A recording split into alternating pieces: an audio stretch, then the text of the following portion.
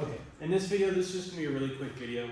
We're describing a new type of graph that we call a histogram. And this is just kind of used to measure like general trends versus like exact specific points. So this histogram is talking about the age of people jumping at a trampoline park. And we have 5 different bars here. Each of those bars is talking about how many people from each age group there are. So that's kind of how histograms work, is we're measuring one thing, in this case it's age, and that goes on our x-axis. And what goes on our y-axis is the frequency that that thing occurs.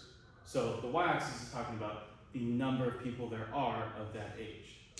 So we're kind of splitting it up into different groups based off of age, and then we're going up or down on y based on how many people there are that fit that group of age. So this box is talking about how many people there are at this trampoline park between the ages 0 and 10. And we read that by just seeing how high this line goes. So this line goes up to 30, so we put 30. The amount of people from 10 to 20 years old is going to be 40.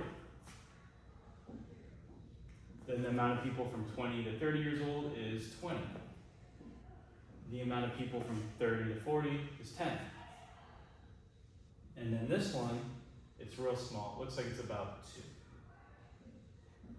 So the nice thing with histograms is they're pretty broad. It just kind of gives us a broad image of what's going on with this trampoline park and like the age demographic of the people there. It's not going to tell you anything about 7-year-olds, like exactly. So it's not going to say there's this many 7-year-olds there, this many 5-year-olds there. If you want to be really specific, histograms are for more kind of like broad data.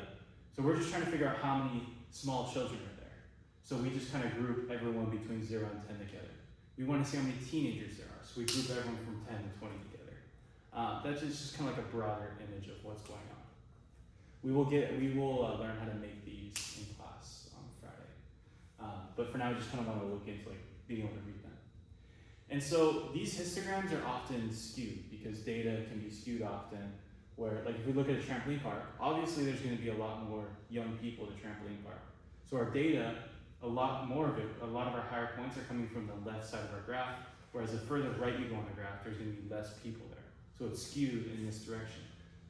So the way we word this mathematically is kind of the opposite of how you would think.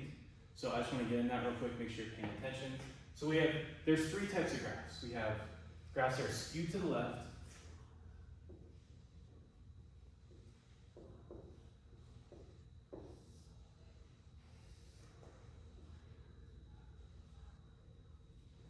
skewed towards the right,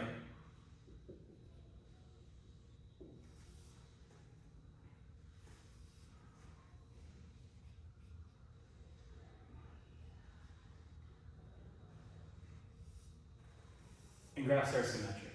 So first things first, for the skewed left and skewed right, I told you it's kind of opposite of what you think.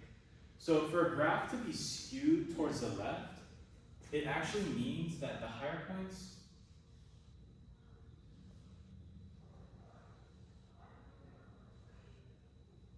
are coming towards the right side of the graph, and we're kind of building this tail along the left side of the graph. So being skewed to the left means high on the right, whereas being skewed to the right means being up high on the left side.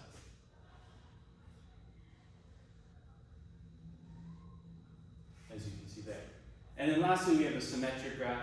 This just means it all kind of like makes almost like an N shape. So it starts low, then high, high, high, and then goes low, low, low.